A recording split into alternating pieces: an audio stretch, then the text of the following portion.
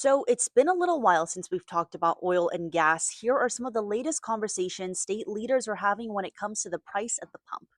This week, a bipartisan group of state assembly members and senators called the Problem Solvers Caucus sent a letter to state energy leaders, so that includes the California Energy Commission and Air Resources Board, asking for some sort of estimate on how much fuel supply the state has. Specifically, they asked for a breakdown: how much jet fuel, how much diesel, and how much gasoline does California have in stock? We are demanding an emergency plan to deal with this fuel crisis. California may not be prepared for a short term fuel crisis, and the public deserves to know the truth. So we reached out to the Energy Commission for those answers.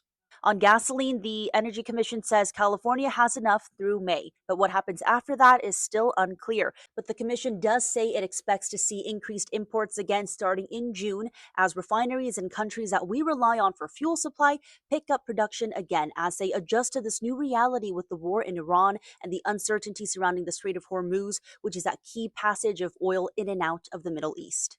As for diesel, the CEC says California has ample supply of diesel and that the high costs we're seeing are not reflective of a local supply shortage, but rather the global market.